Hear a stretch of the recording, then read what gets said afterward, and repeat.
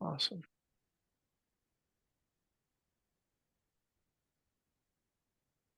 And share my screen.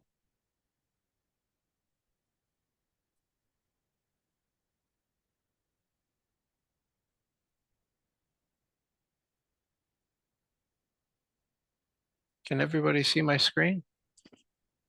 Thumbs up. Yeah. Awesome. Yep, Great. it works. Perfect.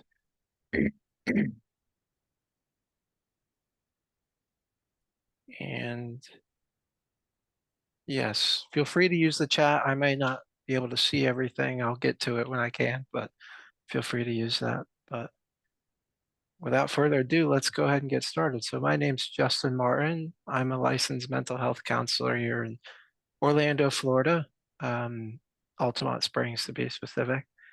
And I am an IFS therapist. I work with people, couples, and individuals doing parts work, and recently got trained with critical memory integration, loved it, and saw a lot of similarities between IFS and CMI, and found ways that I thought CMI really touched on some IFS skills and made things a lot smoother, at least for me as a clinician, and wanted to share that information with you all and how CMI and IFS kind of mixing the two can really be helpful for clients. So we'll go ahead and get started. So our kind of lax agenda today is we're going to go over some IFS techniques um, briefly, and then we're going to talk about how some of these techniques can be, nuanced and improved upon with CMI. And we'll go over which specific techniques those are and how to do them. And then also, when I was taking CMI, I kind of realized too, and for those of you that took a CMI training, and we have some of the staff here, they can attest that I asked a bunch of questions, very sciencey questions, because I love science. And so we're going to talk a little bit about that too, about the neuroscience and the research behind some of the techniques that I think can be improved upon with IFS and using CMI. And then at the end, we're going to have space for questions and any information on some upcoming CMI trainings if this all interests you, and give you that information too. So let's get into it. All right, so the first thing about, and I don't know how many of you are familiar with IFS. I know we have a lot of people from the IFS community here and a lot of people from the CMI community here, but I'll briefly touch on the IFS portion first. And so IFS, if any of you don't know, stands for Internal Family Systems. It was a therapy modality created by Dick Schwartz in the 80s. It's gotten really popular now. If you've heard the term parts work, like IFS is a subset of that, and it's the thing that I originally got trained in. So with IFS, our goal is to restore harmony inwardly in the inner system and heal any pain that's driving what we call parts to do, behaviors or things that aren't really working out for the client, right? And the term you'll see on the screen there says exiles. That's IFS's way of talking about, a part of you that's really vulnerable, carries, shame or emotions stemming from trauma, right? When people refer to your inner child, this is kind of IFS's way of talking about that, is called exiles, because exiles are often exiled in our inner system, right? And so IFS has protective parts, which are, kind of parts that they're the parts of us that wake us up in the day and say, Justin, you've got a workshop today, you've got this to do, right? They're also the parts of us that scream at our partner when they're pissing us off, and et cetera. And then we have exiles, which are more vulnerable feelings, that often stem back to things that have happened to us. And so IFS looks to restore harmony by healing exiles. And once that happens, then protectors don't have to do their job anymore the way that they were doing, right? We do this in IFS through a process called insight. And insight is basically interoception, which means just focusing inwardly, noticing what you're feeling and the sensations that's happening and being curious about what's going on. And the way that IFS does this, which if any of you have taken a training, there's a question you really just focus in on, which is how are you feel towards this part, or how are you feeling towards this part, or some iteration of that, right? So if I was working with a client and they said, Justin, my anger is out of control. I'd really like some help with that. And we'd say, okay, great. Like, let's start with that. And so I'd ask them to just start noticing their anger and how it shows up. And as they do that, I would ask a question if I was doing IFS, how are you feeling towards your anger? Right? That's the question that we always ask. And doing so assesses in IFS terms whether or not the client's self is there or whether it's just another protective part. And what I mean by that is if I ask the client, how are you feeling towards your anger? And they say, I'm really scared of it, right? Well, I know now that they're not curious, right? Because scared isn't curious. And so that question is assessing how much of their curiosity and their true core self is there, right? And you just listen for whatever response you get back. So I say, Justin, how are you feeling towards your anger? And Justin says, I'm feeling scared of it, right? I now know, okay, there's a part of him that's scared here. And so when I took the training, I personally loved that question. I've found that it helps know what's going on inside and where a client's at. But it wasn't until I took CMI that I realized, there's some nuances with that question and doing interoceptive work that make things go a lot smoother. And, I found that even as I was working with clients doing kind of traditional IFS, asking that question, how are you feeling towards that part of you? How are you feeling towards that part of you?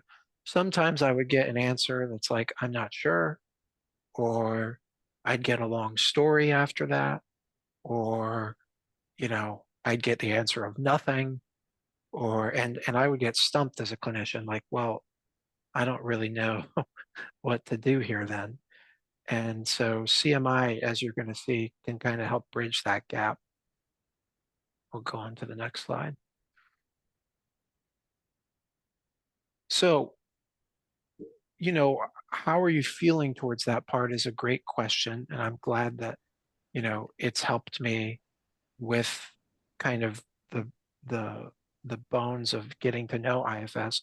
But what I found with CMI is that when you're asking that question, you have the possibility for incomplete information. Now, what do I mean by that?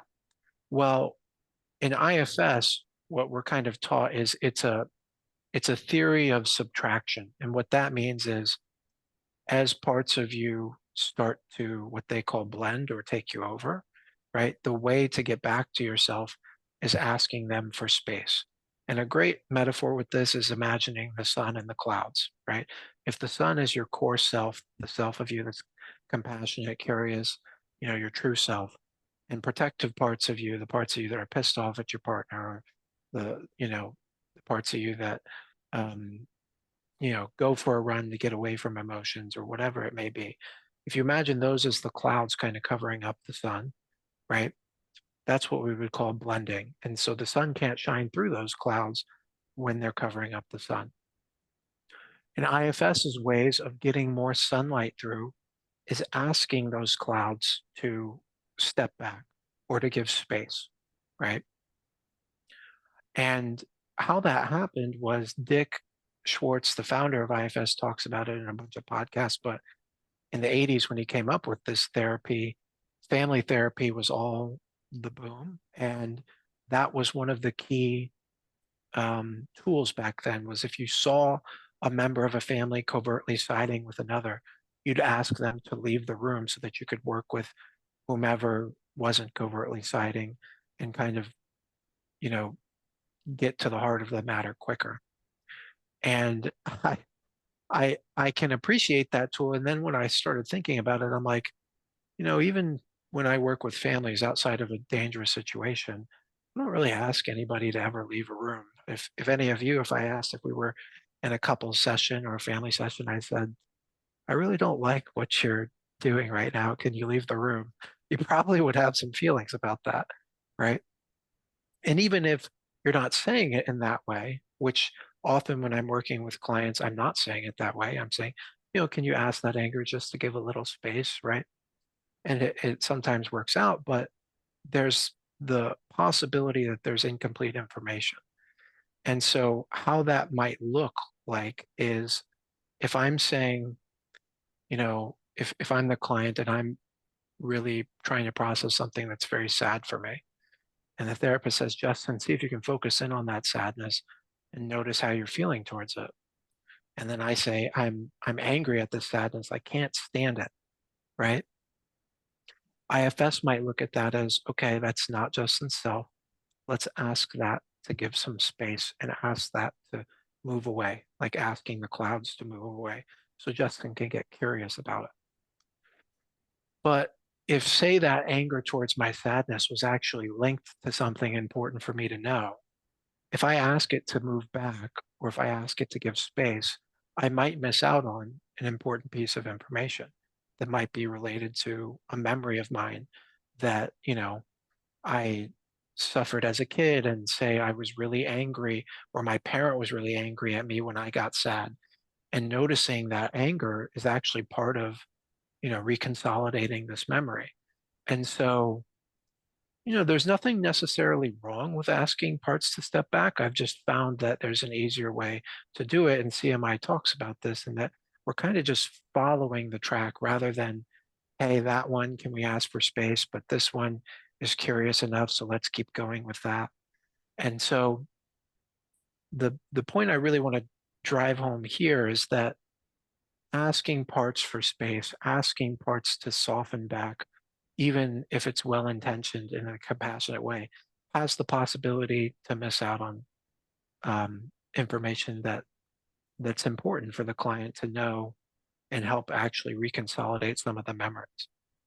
Um, and so it says, consider the following case example. That's the example I used of, focusing in on something sad and me saying, I'm angry at it. If I ask the anger to give space, but the anger is actually related to something that I needed to process, we might miss out on that information. So here's some neuroscience of why we don't decide which part should or shouldn't step back. And what it's basically saying is any sensation or emotion that is incongruent or extra, right? Something that, if my response is really not warranting the situation, right? Or if it just feels out of place for me, then we really like to look at that as that's either tied to a critical memory, something that happened that didn't fully get processed, right? Or it has something to do with your capacity or what we call body budget, right? So that's always the hardest question with clients, and I get it every time I start working with a client, which is, how much of this is tied to something traumatic happening to me, and how much of this is my environment, how much of this is biology, right? And it's such a hard question to answer as a clinician because really all we can do is just clear up some of the stuff that's tied to trauma, but also get the client in connection with, their body budget or their capacity and limitations around that. And so, the neuroscience, we kind of look at it as like any sensation or emotion is tied to one of those two things, right? Secondary emotions, like protectors, what we call in IFS, are safeguards against a perceived threat. And so, thus, like the origination of the threat is a natural process in reconsolidating that memory. And what that basically means is it's important for people to get engaged with these protectors, right?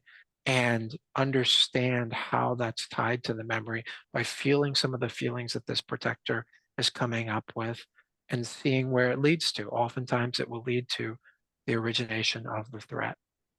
And then the last piece of the contrasting emotions, just like the case example I used of I'm sad, but I'm angry towards my sadness. That's an important piece for people because that's their ability to hold both of that, those contradictions, right, is part of how new integrations are formed and how people build more congruence and, more resolve. And so my point about asking parts to step back is you might be missing out on a piece of that, right? Uh, So the next piece that I think CMI helps with is that, I even the question of how are you feeling towards that part is a question, right? How are you feeling towards that part? And something that CMI taught me when I took their training was just asking a question versus a gentle instruction or statement has the ability to drive people into their heads. It's kind of one of those things like, you know, if I said, like, try not to imagine a pink elephant in the room and then all you see is pink, right? No matter how I ask a question, right? It's a question and it's going to be answered as a question. And sometimes that comes from our logical part of our brain, which doesn't store all the memories and things that we need to process, right? So the the thing that I've noticed is even tampering with the question of how are you feeling towards that part and turning it into a gentle instruction, right? So that might look like, you know, just notice what's going on in your body right now, right? It's a gentle instruction. Now, I'm not tied to whether they can or can't do that. If they say they can't, I'm not going to push them. It's not salesy, right? It's just a gentle instruction. But even that subtle difference has the ability to induce what we call a trance state, right? And a trance state is that place where, their defense mechanisms start to relax and they're able to then go and see, what this might be tied to. Um, and so I put on here, questions do show curiosity. There are really enriching things about questions and they can be a place of connection. So I'm not anti-question, right? But picking your spots, knowing when to ask a question and when to use a gentle instruction, I think is a really helpful skill.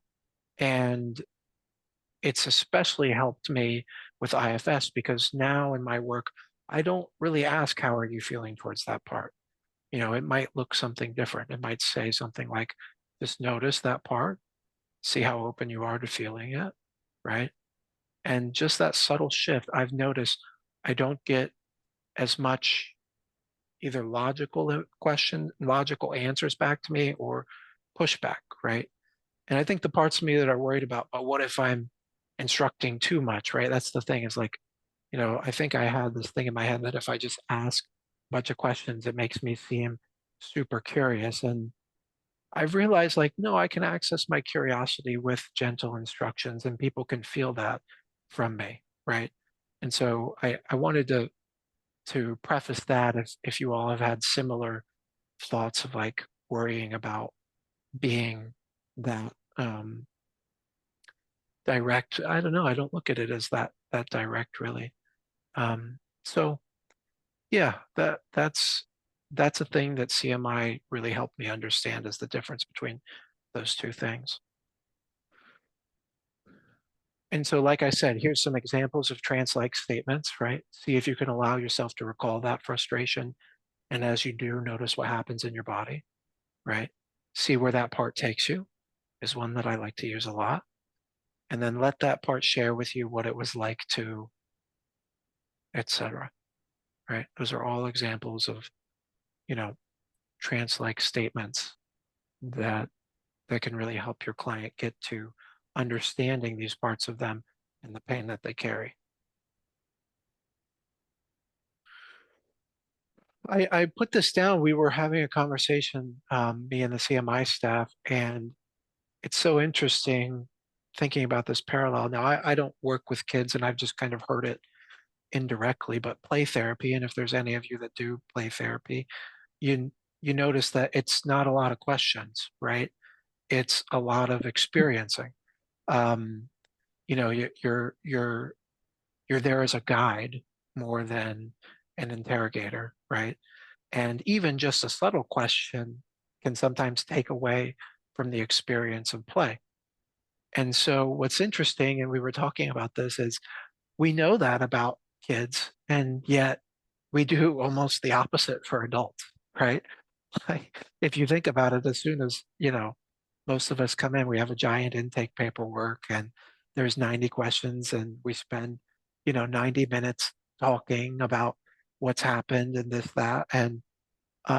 But we know that doesn't work with kids, right? And although adults are different than kids, our brains kind of still work very similarly. And so that piece about when you ask kids questions they stop experiencing, I think is true for adults too, depending on the question, right? And so just really getting through that piece about, gentle statements and acting as a guide more than somebody, who's asking too many questions or um, going a certain place within the session, right? Takes away from the experiencing. So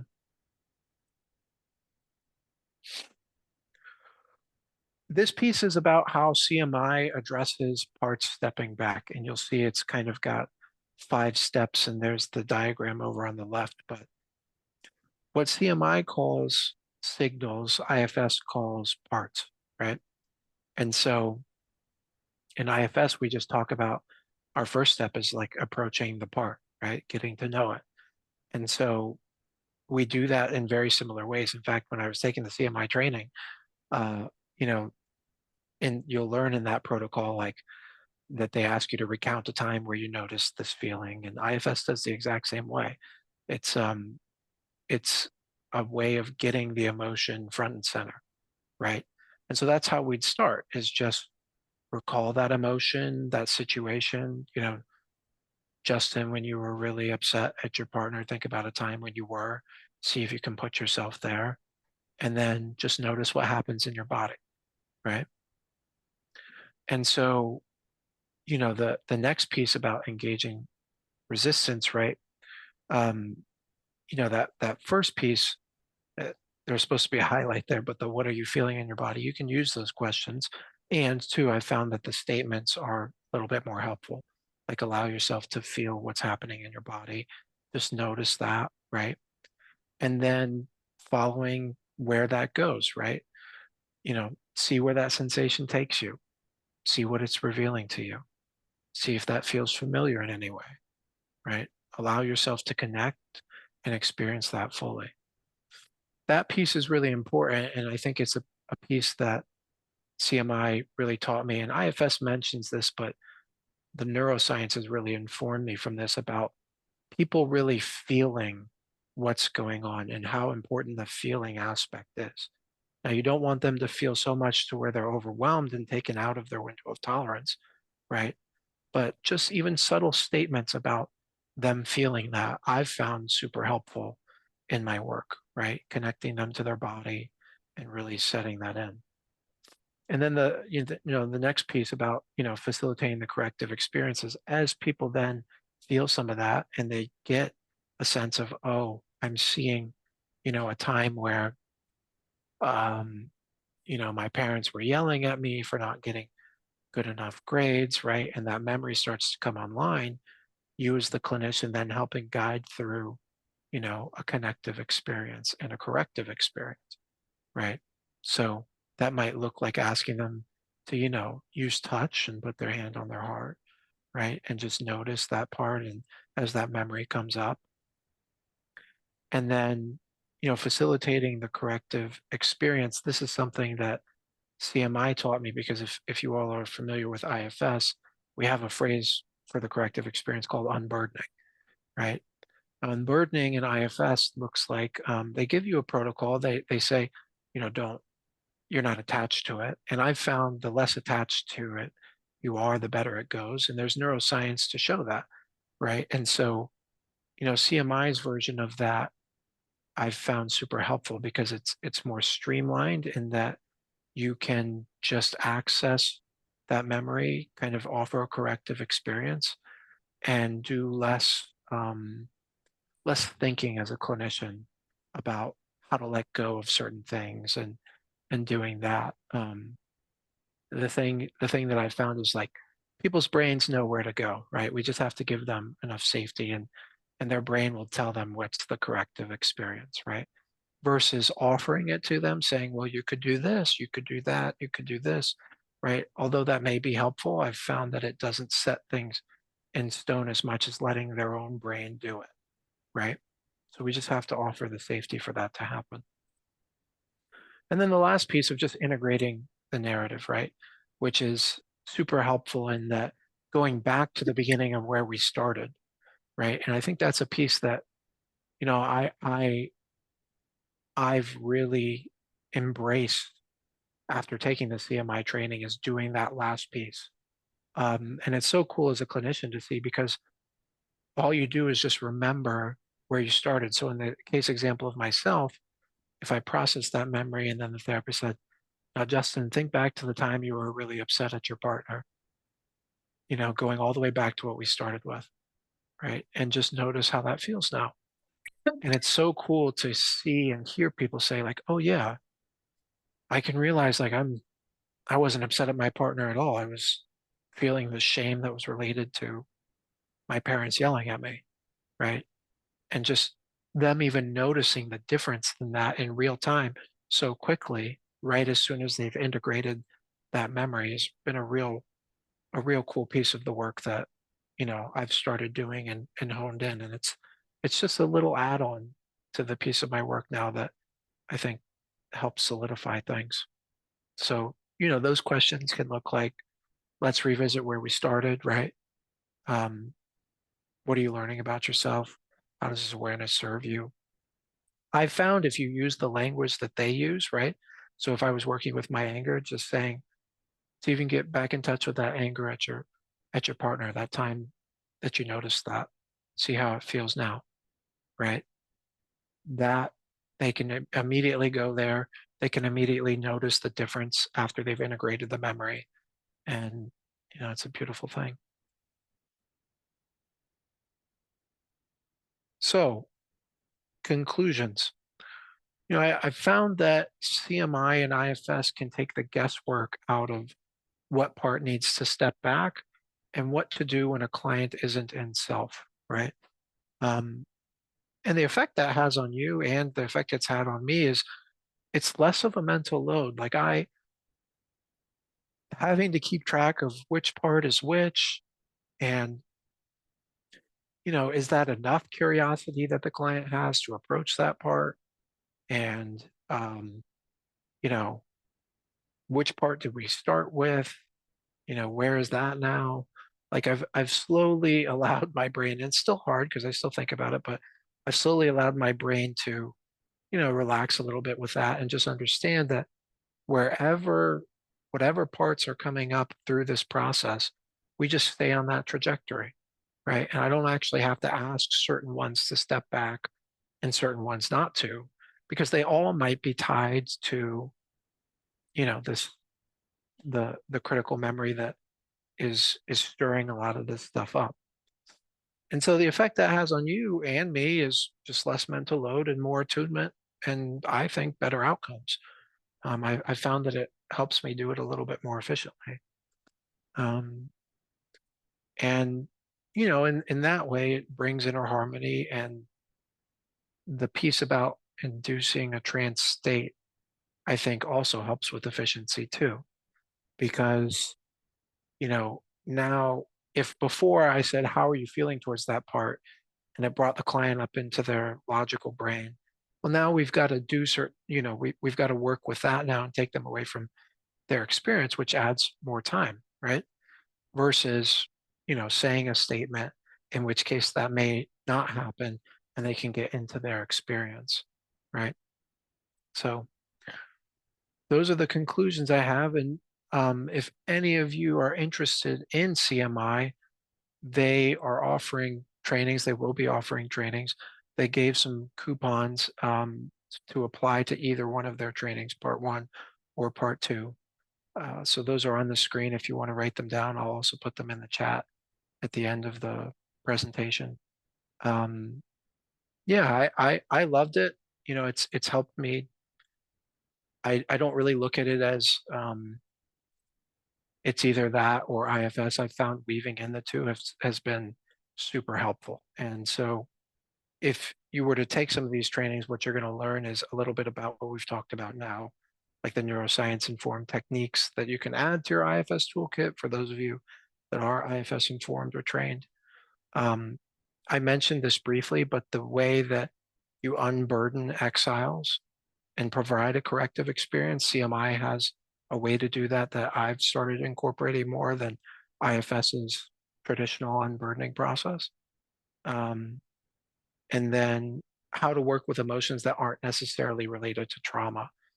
That's a big one because, I think I'll speak for myself included, that I can get caught up in well, this must be related to something in their past. And not all the time is it, right? Like sometimes it's just an emotion that's stuck and needs help moving, right?